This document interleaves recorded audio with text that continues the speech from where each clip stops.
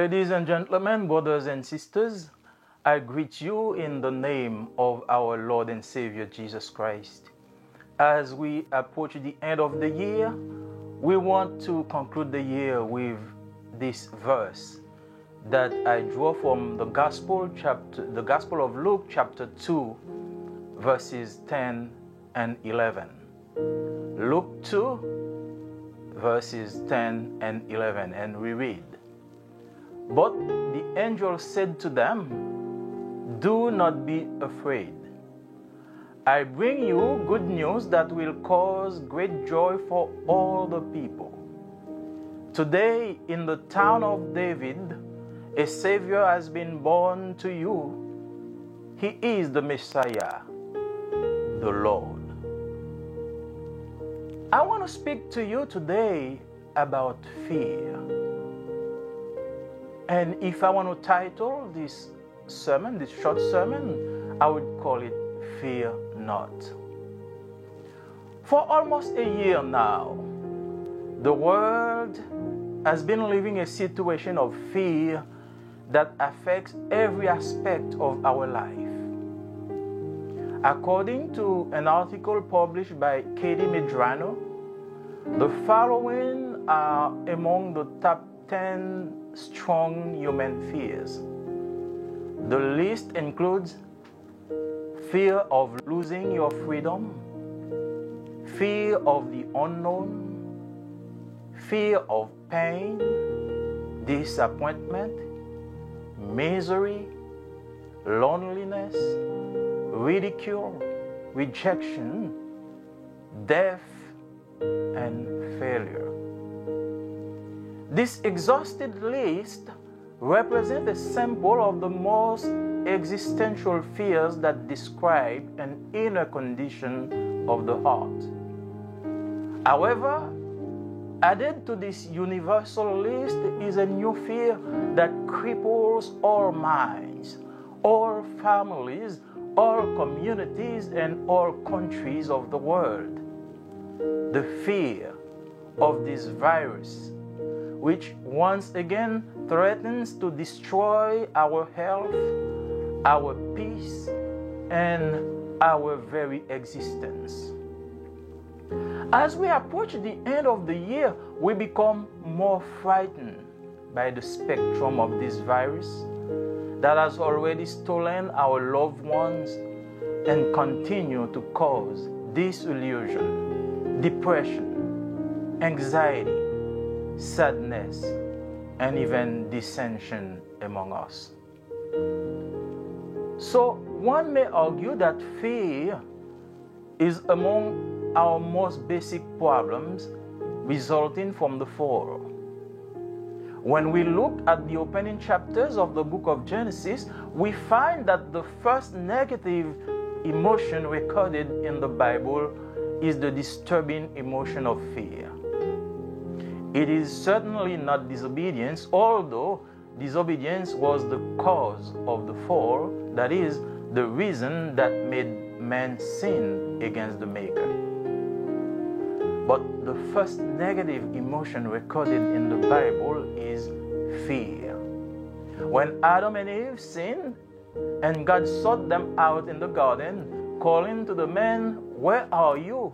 We read in chapter 3, verse 10 of Genesis that Adam answered, "I heard you in the garden, and I was afraid because I was naked, so I hid."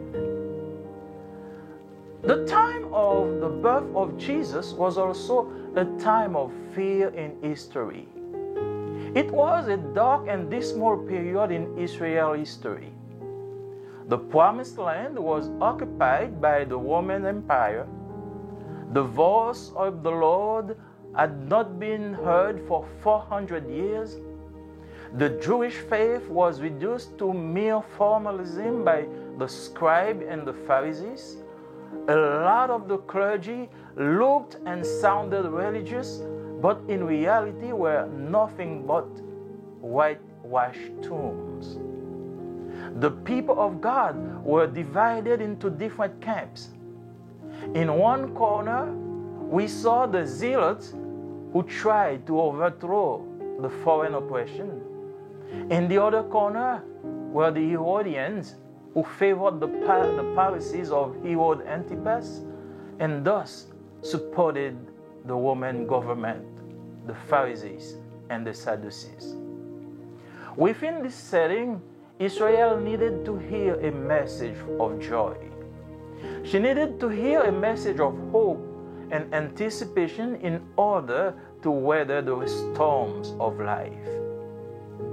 Dear friends, you and I may now relate to this terrible reality. We are living a period in history where even the so-called Christians are divided among themselves. The voice of the Lord is baffled by the sound of loud music mixed with a message of formalism and conformism that leads to more confusion than enlightenment. Instead of carrying out the message of the Great Commission, our clergy hides their secret agenda under the mask of ministry to achieve political and financial gain.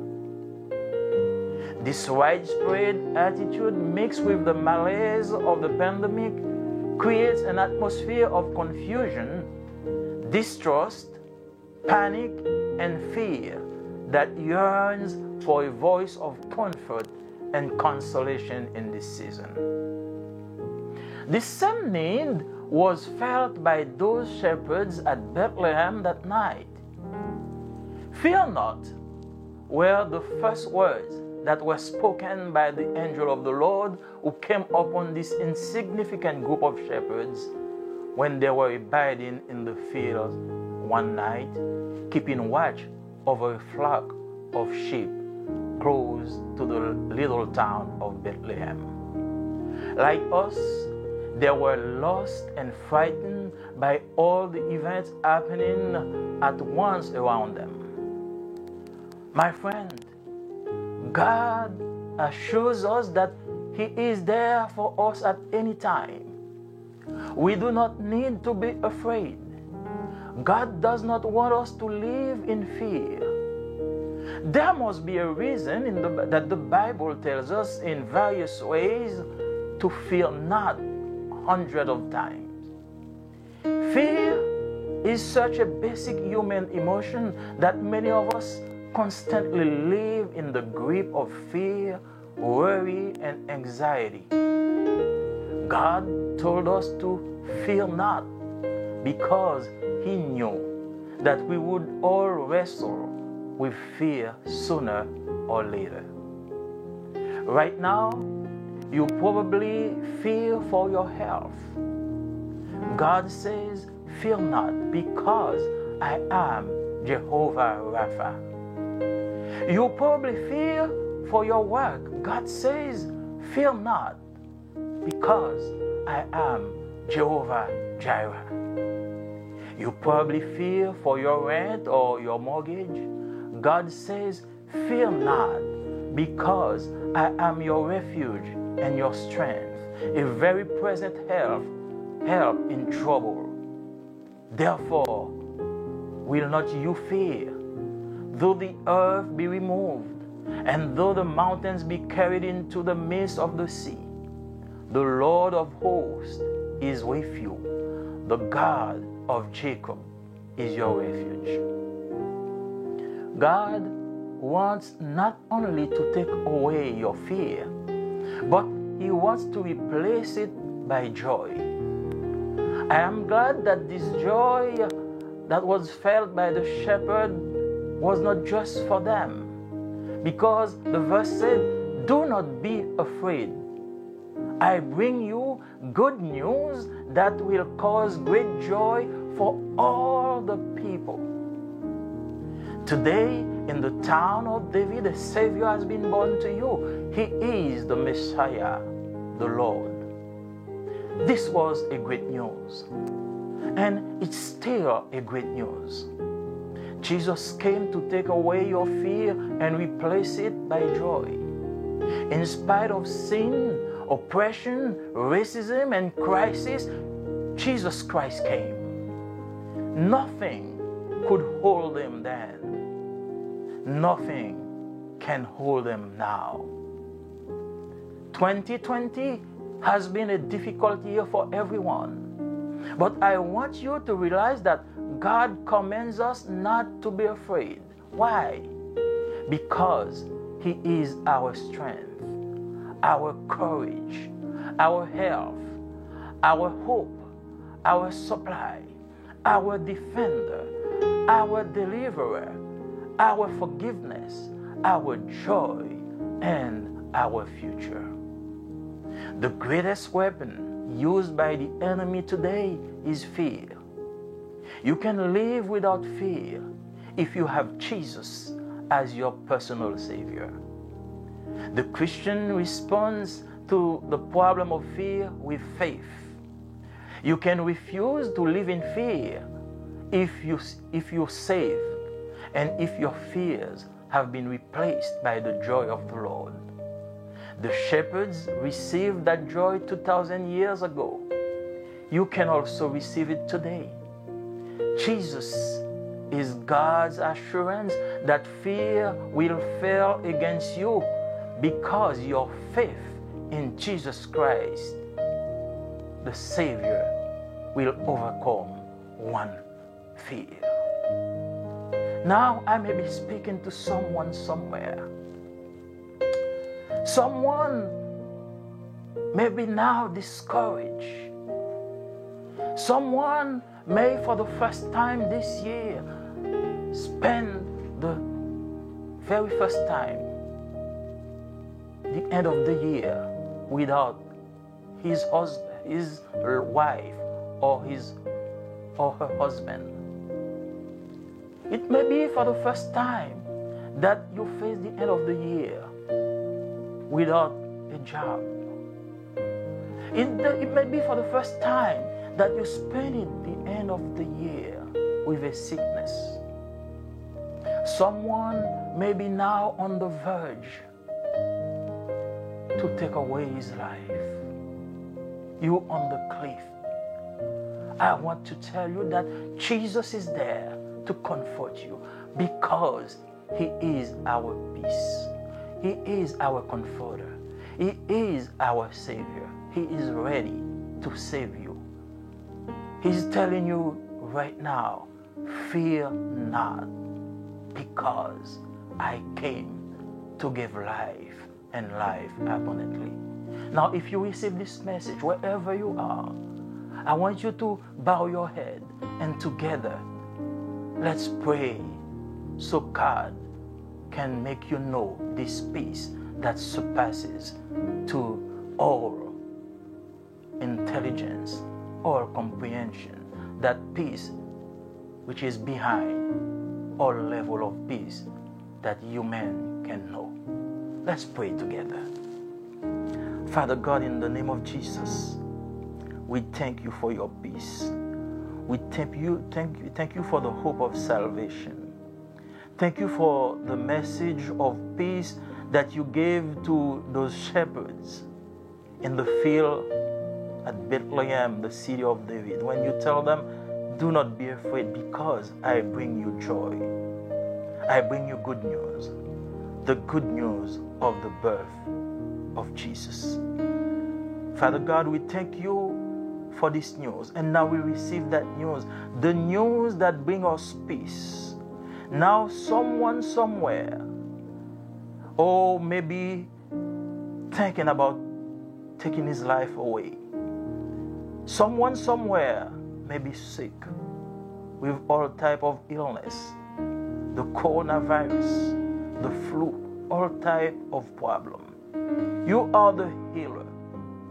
You are the ultimate physician. We ask you, Father, make them know your peace. Give them life, save them, and make them know the joy of your salvation. We ask you all this in the name of Jesus. Amen. Du programme, c'est votre frère Joël Marseille vous souhaitant la bienvenue sur Le Point. Tandis que nous nous approchons de la fin de l'année, nous voulons réfléchir ensemble sur ce verset tiré de l'Évangile selon Luc, le chapitre 2 et les versets 10 et 11.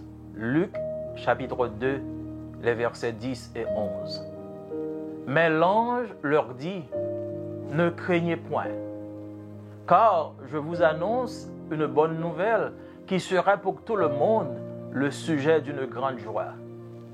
C'est aujourd'hui, dans la ville de David, il vous est né un sauveur, qui est le Christ, le Seigneur.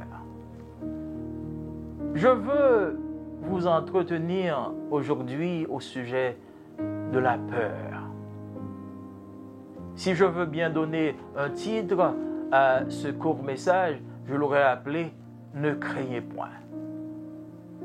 Maintenant, il y a presque environ 1 an, depuis que le monde vit une situation de peur qui affecte tous les aspects de notre vie. Selon un article publié par Cathy Medrano, il y a au moins 10 éléments qui sont en tête de liste dans le cadre de la peur que confronte l'homme. Il y a la peur de perdre sa liberté, la peur de l'inconnu, la peur de la douleur, la peur de la déception, de la misère, de la solitude, du ridicule, du rejet, de la mort et enfin la peur de l'échec.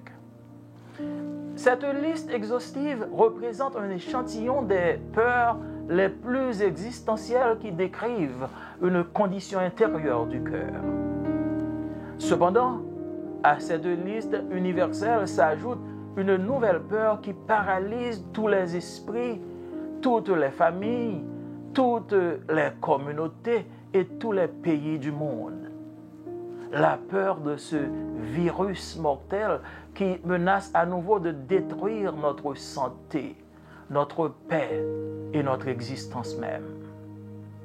À l'approche de la fin de l'année, nous devenons de plus en plus effrayés par le spectre de ce virus qui a déjà ravi nos êtres chers et continue encore de provoquer des désillusions, des dépressions, de l'anxiété, de la tristesse et même des dissensions parmi nous.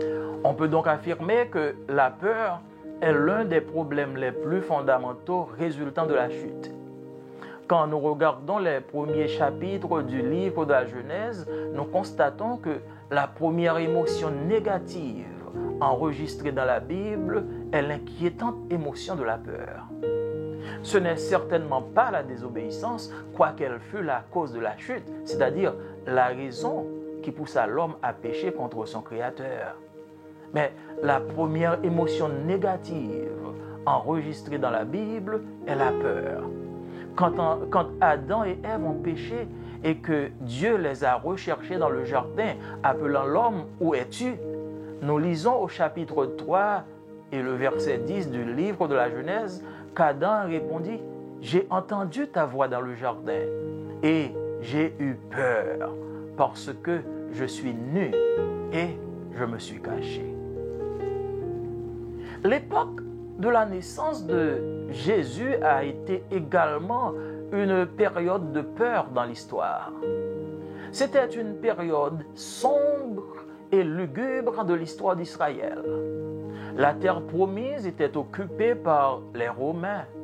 La voix du Seigneur n'avait pas été entendue depuis 400 ans.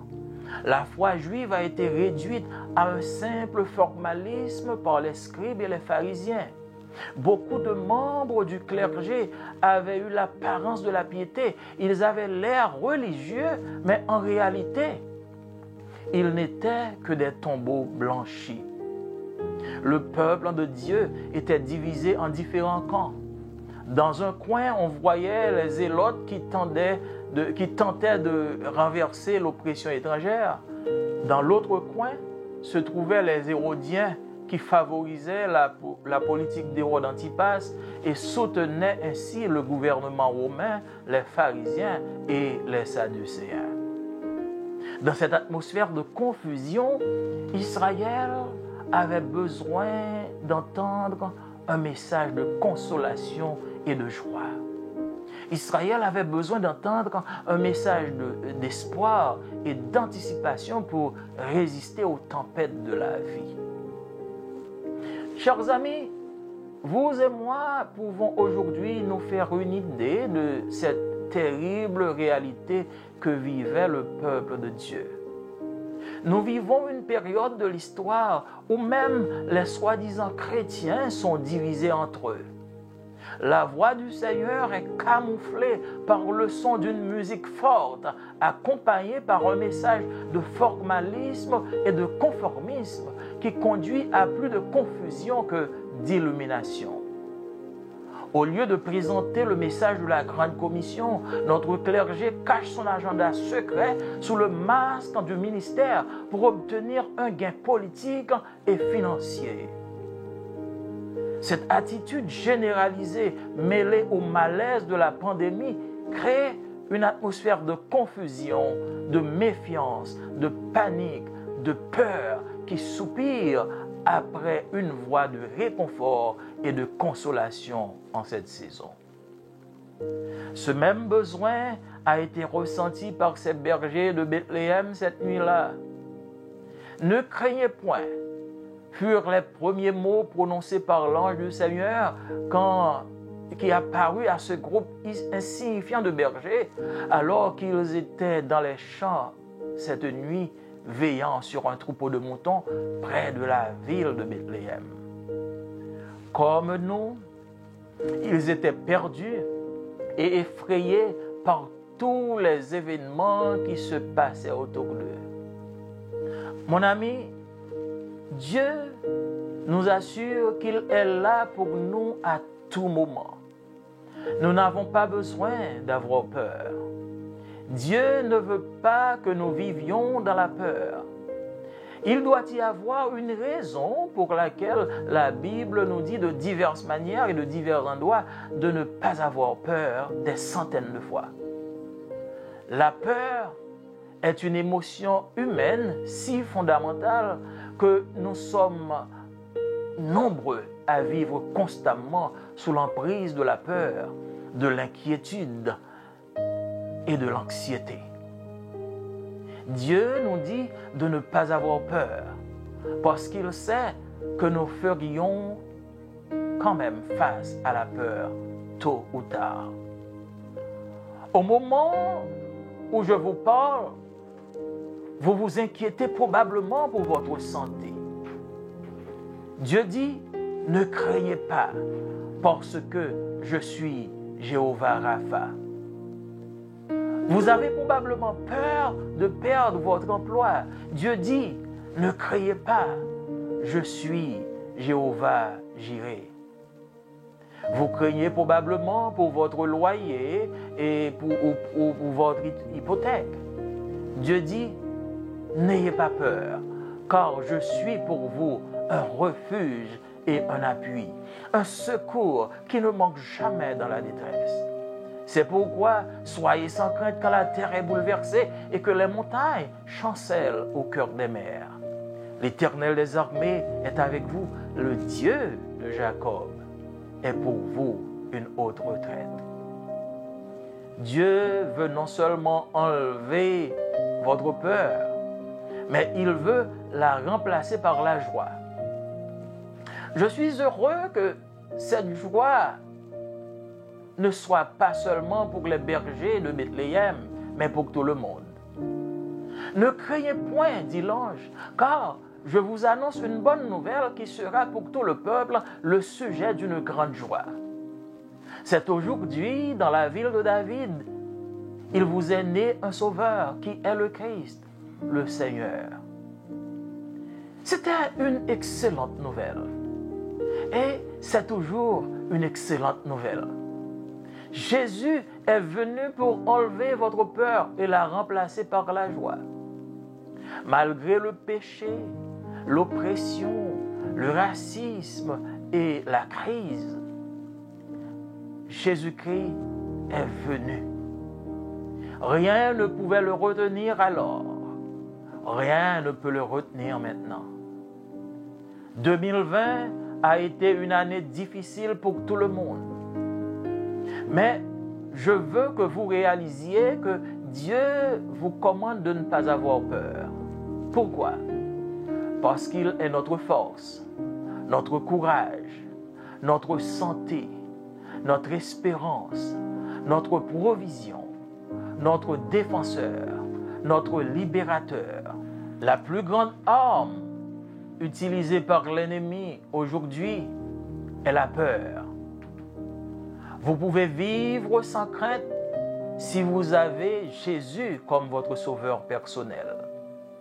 Le chrétien répond au problème de la peur par la foi. Vous pouvez refuser de vivre dans la peur si vous êtes sauvé et si vos peurs ont été remplacées par la joie du Seigneur. Les bergers ont reçu cette joie il y a 2000 ans de cela. Vous pouvez aussi la recevoir aujourd'hui. Jésus est l'assurance de Dieu que la peur échouera contre vous parce que votre foi en Jésus-Christ, le Sauveur, le Seigneur, surmonte toute peur. Au moment où je vous parle, je suis sûr qu'il y a quelqu'un qui est en train de penser à la mort. Quelqu'un qui est maintenant au bord de la falaise. Quelqu'un qui pour la première fois va passer la fin de l'année sans la présence de son mari, sans la présence de sa femme, sans la présence d'un être cher. Et cela vous fait peur. Mais Jésus vous dit, ne craignez point, car il est le prince de paix. Et maintenant, quel que soit l'endroit où vous êtes, si vous faites face à la peur, je vous invite à vous courber le front, tandis qu'ensemble, nous allons nous présenter au pied de la croix, afin de présenter nos requêtes au prince de la paix, celui qui a donné sa vie. Il était d'abord venu prendre naissance parmi nous et ensuite donner sa vie afin que nous ayons la paix. Prions ensemble. Dieu de toute éternité et de toute grâce, merci pour la paix que tu nous offres. Il y a parmi nous des gens qui font face à la peur, des gens en cette fin d'année qui pensent à ôter leur vie parce qu'ils ont peur. Nous faisons tous face à une pandémie, à un virus qui menace notre vie. Nous avons peur.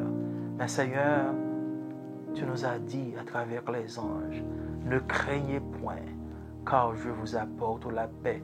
Aujourd'hui, dans la ville de David, il vous est né un sauveur.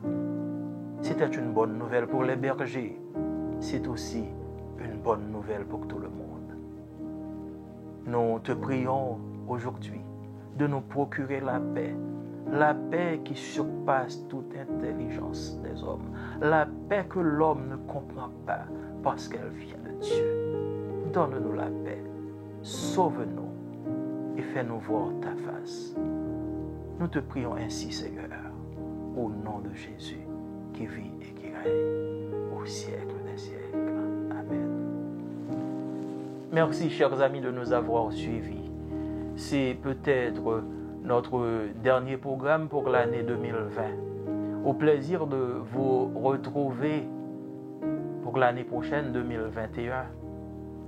Nous vous disons d'abord une fois encore merci et nous vous demandons de continuer à faire ce que vous avez commencé à faire. Publiez le message. Soyez avec nous les partenaires dans la prédication de l'Évangile. Enregistrez à notre chaîne YouTube, distribuez le message et faites passer notre page Facebook à d'autres amis. Que le Seigneur vous bénisse. Je vous aime tous. Merci.